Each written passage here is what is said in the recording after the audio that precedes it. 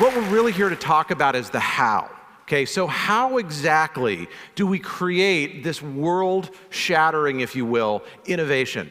Now, I want to tell you a quick story. We'll go back a little more than a year. In fact, the date, I'm curious to know if any of you know what happened on this momentous date. It was February 3rd, 2008. Anyone remember what happened February 3rd, 2008? Super Bowl. I heard it over here. It was the date of the Super Bowl. And the reason that this date was so momentous is that what my colleagues John King and Haley Fisher-Wright and I noticed as we began to debrief various Super Bowl parties is that it seemed to us that across the United States, if you will, tribal councils had convened. And they had discussed things of great national importance, like do we like the Budweiser commercial? And do we like the nachos and who's going to win? But they also talked about which candidate they were going to support. And if you go back in time to February 3rd, it looked like Hillary Clinton was going to get the Democratic nomination, and there were even some polls that were saying she was going to go all the way. But when we talked to people, it appeared that a funnel effect had happened in these tribes all across the United States. Now, what's a tribe? Tribe is a group of about 20, so kind of more than a team, 20 to about 150 people. And it's within these tribes that all of our work gets done. But not just work, it's within these tribes that societies get built, that important things happen. And so as we surveyed the, if you will, representatives from various tribal councils that met, also known as Super Bowl parties, we sent the following email off to 40 newspaper editors the following day, February 4th. We posted it on our website. This was before Super Tuesday. We said the tribes that we're in are saying it's going to be Obama. Now, the reason we knew that was because we spent the previous 10 years studying tribes, studying these naturally occurring groups. All of you are members of tribes. In walking around at the break, many of you had met members of your tribe, and you were talking to them. And many of you were doing what great, if you will, tribal leaders do, which is to find someone who's a member of a tribe and to find someone else who's another member of a different tribe and make introductions. That's, in fact, what great tribal leaders do. So, here's the bottom line. If you focus in on a group like this happens to be a USC game, and you were to zoom in with one of those super satellite cameras and do magnification factors so that you could see individual people, you would in fact see not a single crowd, just like there's not a single crowd here, but you would see these tribes that are then coming together, and from a distance, it appears that it's a single group. And so people form tribes. They always have, they always will. Just as fish swim and birds fly, people form tribes. It's just what we do. But here's the rub. Not all tribes are the same. And what makes the difference is the culture. Now here's the net out of this. You're all a member of tribes. If you can find a way to take the tribes that you're in and nudge them forward along these tribal stages to what we call stage 5, which is the top of the mountain. But we're going to start with what we call stage 1. Now, this is the lowest of the stages. You don't want this, okay? This is a bit of a difficult image to put up on the screen, but it's one that I think we need to learn from. Stage 1 produces people who do horrible things. This is the kid who shot up Virginia Tech. Stage 1 is a group where people systematically sever relationships from functional tribes and then pool together with people who think like they do. Stage 1 is literally the culture of gangs, and it is the culture of prisons. Now again, we don't often deal with stage 1, and I want to make the point that as members of society, we need to. It's not enough to simply write people off. But let's move on to stage 2. Now, stage 1, you'll notice, says, in effect, life sucks. So, in this other book that Z mentioned that just came out called The 3 Laws of Performance, my colleague Steve Zaffron and I argue that as people see the world, so they behave. Well, if people see the world in such a way that life sucks, then their behavior will follow automatically from that. It'll be despairing hostility. They'll do whatever it takes to survive, even if that means undermining other people. Now, my birthday is coming up shortly, and my driver's license expires. And the reason that that's relevant is very soon I will be walking into what we call a stage 2 tribe, which looks like this. Now, am I saying that in every department of motor vehicles across the land you find a stage 2 culture? No. But in the one near me, where I have to go in just a few days, what I will say when I'm standing in line is, how can people be so dumb and yet live? Okay. Now, am I saying that there are dumb people working here? Actually, no, I'm not. But I'm saying the culture makes people dumb. Okay? So in a stage 2 culture, and we find these in all sorts of different places. You find them, in fact, in the best organizations in the world. You find them in all places in society. I've come across them at, the organizations that everybody raves about as being best in class. But here's the point. If you believe and you say to people in your tribe, in effect, my life sucks. I mean, if I got to go to TEDx USC, my life wouldn't suck, but I don't, so it does. If that's how you talked, imagine what kind of work would get done, what kind of innovation would get done, the amount of world-changing behavior that would happen. In fact, it would be basically nil.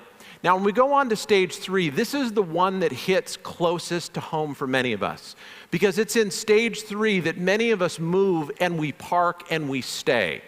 Stage 3 says, I'm great. And you're not. I'm great, and you're not.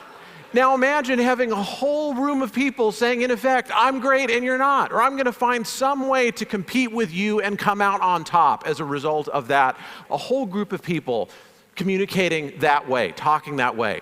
I know this sounds like a joke, 3 doctors walk in a bar, but in this case, 3 doctors walk in an elevator, happen to be in the elevator collecting data for this book, and one doctor said to the others, did you see my article in the New England Journal of Medicine? And the other said, no, that's great, congratulations. Next one got kind of a wry smile on his face and said, well, you were, doing your research. Notice the condescending tone. Well, you were off doing your research. I was off doing more surgeries than anyone else in the Department of Surgery at this institution. And the third one got the same wry smile and said, well, you were off doing your research, and you were off, doing your monkey meatball surgery that eventually will train, monkeys to do, or cells or robots, or maybe even not even need to do it all. I was off running the future of the residency program, which is really the future of medicine. And they all kind of laughed, and they patted him on the back, and the elevator door opened, and they all walked out. That is a meeting of a stage 3 tribe. Now, we find these in places where really smart, successful people show up, like, I don't know, TEDx at USC. Here's the greatest challenge we face in innovation. It is moving from stage 3 to stage 4. Let's take a look at a quick video snippet. This is from a company called Zappos, located outside Las Vegas. And my question on the other side is just going to be, what do you think they value? Zappos it was not headquarters. Christmas time. There was a Christmas tree. There's actually a Dance Revolution. This is their lobby. Terminal right in the lobby. Employees volunteer time in the advice booth. Notice it looks like something out of a Peanuts cartoon. Okay, we're going through the hallway here at Zappos. This is a call center. Notice how it's decorated. Notice people are applauding for us. They don't know who we are, and they don't care, and if they did, they probably wouldn't applaud. But you'll notice the level of excitement. Notice, again, how they decorate their office. Now, what's important to people at Zappos, these may not be the things that are important to you, but they value things like fun, and they value creativity. One of their stated values is be a little bit weird. And you'll notice they are a little bit weird, okay? So when individuals come together and find something that unites them that's greater than their individual competence, then something very important happens. The group gels, and it changes from a group of highly motivated but fairly individually centric people into something larger, into a tribe that becomes aware of its own existence. Stage 4 tribes can do remarkable things, but you'll notice we're not at the top of the mountain yet. There is, in fact, another stage. Now, some of you may not recognize the scene that's up here, and if you take a look at the headline of stage 5, which is Life is Great, this may seem a little incongruous. This is a scene or a snippet from the Truth and Reconciliation process in South Africa, for which Desmond Tutu won the Nobel Prize.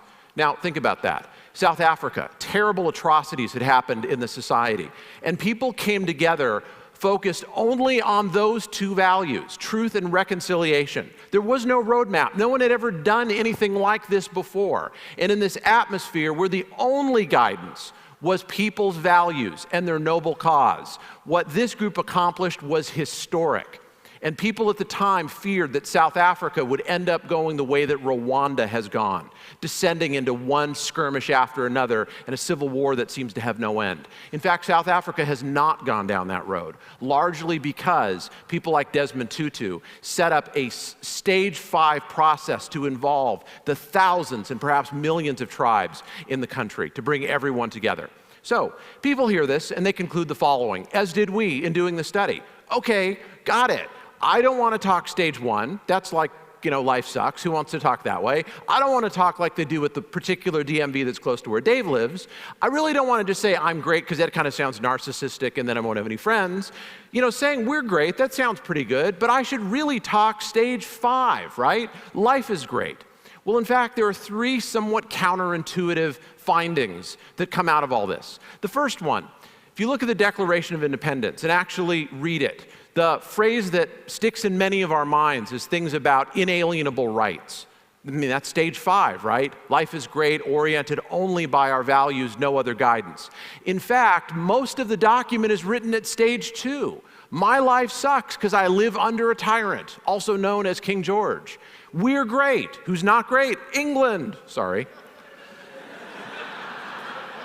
Well, what about other great leaders? What about Gandhi? What about Martin Luther King? I mean, surely these were people who just preached life is great, right? Just one little bit of happiness and joy after another. In fact, Martin Luther King's most famous line was at stage 3. He didn't say, we have a dream. He said, I have a dream. Why did he do that? Because most people are not at stage 5. 2% are at stage 1. About 25% are at stage 2, saying in effect, my life sucks. 48% of working tribes say, these are employed tribes, say I'm great and you're not, and we have to duke it out every day, so we resort to politics. Only about 22% of tribes are at stage 4, oriented by our values, saying we're great and our values are beginning to unite us. Only 2% of tribes get to stage 5, and those are the ones that change the world. So the first little finding from this is that leaders need to be able to talk all the levels so that you can touch every person in society. But you don't leave them where you found them, okay? Tribes can only hear one level above and below where they are. So we have to have the ability to talk all the levels to go to where they are. And then leaders nudge people within their tribes to the next level. I'd like to show you some examples of this. One of the people we interviewed was Frank Jordan, former mayor of San Francisco. Before that, he was chief of police in San Francisco. And he grew up essentially in stage 1. And you know what changed his life? It was walking into one of these, a boys and girls club. Now, here's what happened to this person who eventually became mayor of San Francisco. He went from being alive and passionate at stage 1, remember, life sucks, despairing hostility, I will do whatever it takes to survive, to walking into a boys and girls club, folding his arms, sitting down in a chair and saying, wow, my life really sucks. I don't know anybody. I mean, if I was into boxing like they were, then my life wouldn't suck, but I don't, so it does. So I'm going to sit here in my chair and not do anything. In fact, that's progress. We move people from stage 1 to stage 2 by getting them in a new tribe and then over time, getting them connected. So what about moving from stage 3 to stage 4? I want to argue that we are doing that right here. TED represents a set of values.